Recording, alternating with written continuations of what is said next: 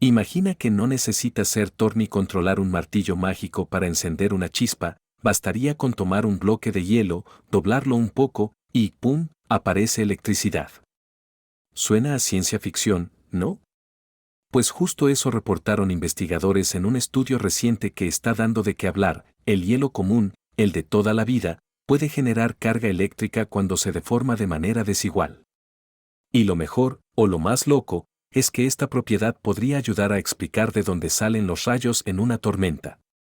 Hoy te voy a contar por qué doblar hielo podría ser la pieza que faltaba en el rompecabezas de la electricidad atmosférica, quienes hicieron el descubrimiento y qué posibilidades abre esto para la tecnología futura, desde sensores en el Ártico hasta misiones en lunas heladas.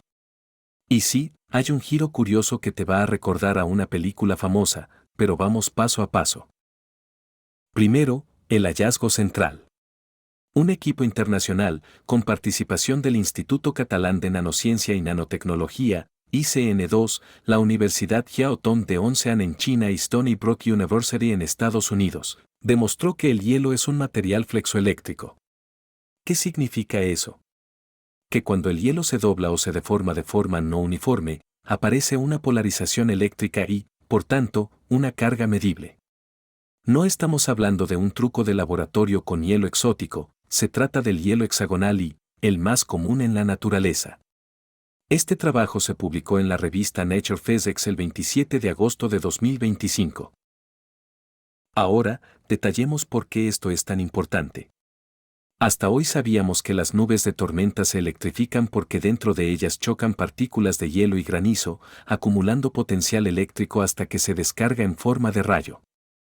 El problema es que el hielo, a diferencia de ciertos cristales, no es piezoeléctrico, si lo comprime sin más, no genera electricidad.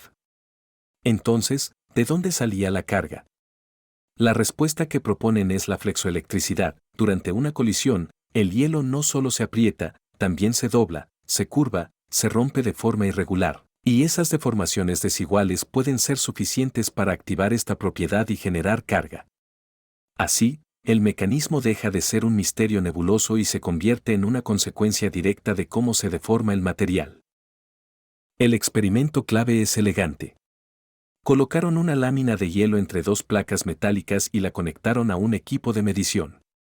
Al doblar el hielo, detectaron un voltaje, y lo más llamativo es que ese voltaje es comparable con los potenciales medidos en estudios de tormentas con colisiones de hielo real. O sea, no es una señal perdida en el ruido, cuadra con lo que se ve allá arriba en las nubes. Este punto es crítico porque conecta el fenómeno de laboratorio con la física atmosférica en una escala que tiene sentido. Hablemos de nombres propios, porque detrás de las ideas siempre hay personas. El estudio fue coliderado por el grupo de Oxide Nanophysics del ICN2, con el ICREA profesor Gustau Catalán como líder del grupo y con el Dr. Singwen como una de las figuras clave en la investigación. También participan Q. Ma, Aman Nino, M. Fernández Serra y S. Sen, entre otros, representando tanto a la parte experimental como a la teórica. Esta mezcla de instituciones y perfiles permitió atacar el problema desde varias direcciones, desde la medición experimental de la carga al doblar hielo, hasta los cálculos y comparaciones con eventos reales en nubes de tormenta. Aquí entra un concepto técnico interesante. En el artículo reportan no solo la flexoelectricidad operando hasta temperaturas cercanas a 0 grados centígrados, sino también la existencia de una delgada capa ferroeléctrica en la superficie del hielo cuando está extremadamente frío, por debajo de menos 113 grados centígrados, 160 K. La palabra ferroeléctrico describe materiales cuya polarización eléctrica se puede invertir aplicando un campo eléctrico externo, un poco como cambiarle los polos a un imán. Esta doble cara del hielo, ferroelectricidad superficial a muy bajas temperaturas y flexoelectricidad cuando lo doblas a temperaturas más templadas, hace que el hielo sea más complejo y útil de lo que creíamos.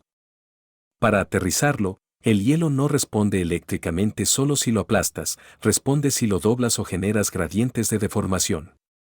¿Un ejemplo cotidiano? Piensa en una regla de plástico que se curva, la parte de arriba se estira y la de abajo se comprime. Es justo ese gradiente el que dispara la flexoelectricidad. Traslada esa idea a millones de granizos y cristales de hielo chocando, rompiéndose y doblándose dentro de una nube y obtienes una fábrica de cargas eléctricas funcionando sin parar. Eso es lo que, según el estudio, podría alimentar el potencial que, cuando se dispara, se manifiesta como un relámpago.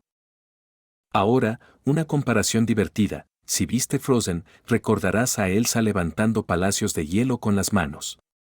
Bueno, aquí no necesitamos magia ni canciones pegajosas, basta con que el hielo se doble para que aparezca electricidad. Si lo piensas, es como si el hielo trajera pilas incluidas, pero que se activan solo cuando lo doblas. Obviamente no vas a cargar tu celular con un cubito del refri, pero la idea de fondo es igual de sorprendente. Hablemos de aplicaciones. La nota original que compartiste resalta posibilidades tecnológicas fascinantes, sensores autónomos en regiones frías, sistemas de monitoreo climático o incluso dispositivos hechos in situ en entornos polares donde fabricar materiales tradicionales es complicado. Imagina un sensor que se alimenta de las propias deformaciones del hielo por el viento, el peso de la nieve o los cambios de temperatura. Y si nos vamos al espacio, piensa en lunas heladas como Europa o Encélado, donde aprovechar el material disponible, el hielo, para crear dispositivos que obtengan energía de su propia deformación podría ser un cambio de juego. También es destacable que la flexoelectricidad del hielo sea comparable a la de electrocerámicos de referencia como el dióxido de titanio, TiO. Eso equipara a un material humilde con otros que ya se usan en sensores y capacitores avanzados. No es que mañana vayamos a imprimir chips de hielo, pero sí se abre un panorama para transductores de bajo costo en sitios donde el frío manda. Una duda razonable sería, oye, ¿y esto no se había explicado antes por otros mecanismos, como fracturas o efectos triboeléctricos? Correcto, había hipótesis previas. Lo nuevo aquí es que el equipo no solo midió el voltaje por flexoelectricidad doblando hielo, sino que lo comparó con valores de campo en tormentas, obteniendo números que cuadran. En ciencia, esa coincidencia entre laboratorio y naturaleza es oro puro, alinea la teoría con lo observado, y por eso este resultado ha llamado tanto la atención. Por cierto, el hielo del que hablamos es el hexagonal y, el más común a presión ambiente. Subrayo esto porque a veces se descubren fases raras de hielo en condiciones extremas que no aplican a la vida real. Aquí, en cambio, el fenómeno aparece con el hielo normal, lo que incrementa la relevancia del hallazgo para tormentas reales y sistemas tecnológicos en la Tierra. Momento de un dato nerd simpático. Si alguna vez te preguntaste por qué patinar sobre hielo funciona tan bien, una de las explicaciones es que la superficie del hielo tiene una capa muy especial donde las moléculas se comportan distinto. En este estudio, esa piel del hielo también es protagonista, porque a 160 K se vuelve ferroeléctrica. No te preocupes, no vas a electrocutarte en una pista de patinaje, pero es interesante ver cómo la superficie del hielo es mucho más viva de lo que pensamos. Antes de seguir, pequeño break, si te está gustando este video y te late que en Jaimito el Cartero News expliquemos ciencia sin rodeos y con buen cotorreo, ayúdanos con un like, suscríbete y activa la campanita. Tu apoyo nos impulsa a seguir trayendo estos temas que combinan investigación dura con curiosidad y buena vibra. Gracias por estar aquí.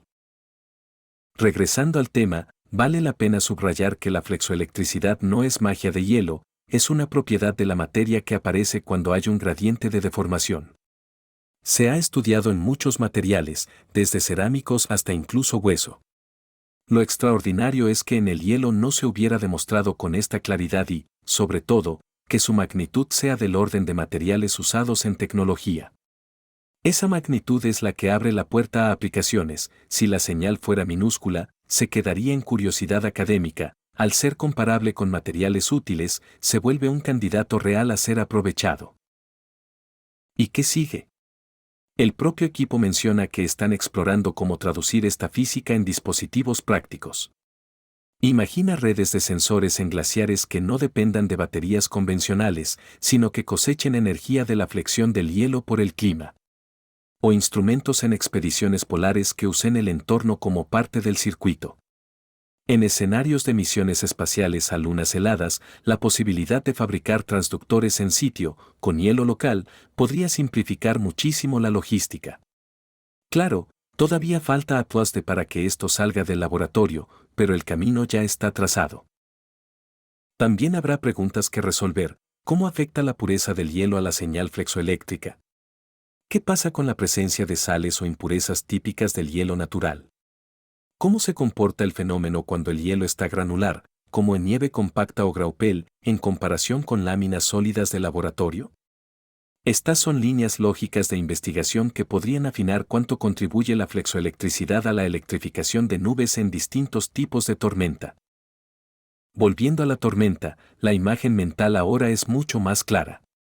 Dentro de una nube, millones de partículas de hielo chocan y se doblan, cada microflexión aporta un granito de carga. Ese proceso acumulativo construye el potencial que, llegada la gota que derrama el vaso, se libera como relámpago. El estudio no afirma que la flexoelectricidad sea la única responsable de los rayos, pero sí que puede ser una pieza clave y cuantificable del rompecabezas con números que hacen sentido.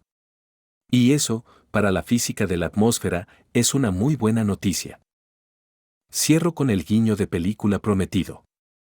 En Frozen, Elsa crea hielo con un gesto elegante. Acá, la naturaleza hace lo contrario, del mismo hielo, al doblarse, aparece electricidad. Es como si el clima tuviera su propio superpoder de origen escondido en una propiedad material. Y la pregunta que queda en el aire es deliciosa: si el hielo puede hacer esto, ¿qué otros materiales cotidianos tienen trucos similares esperando a ser medidos en el momento y la escala correctos? Gracias por ver este video de Jaimito el Cartero News. Si te gustó, date una vuelta por los demás contenidos del canal. Tenemos más historias donde la física se vuelve sorprendentemente cercana. Y ahora te toca a ti. ¿Crees que la flexoelectricidad del hielo es suficiente para explicar la mayoría de los rayos, o piensas que faltan otras piezas igual de importantes? Te leo en los comentarios.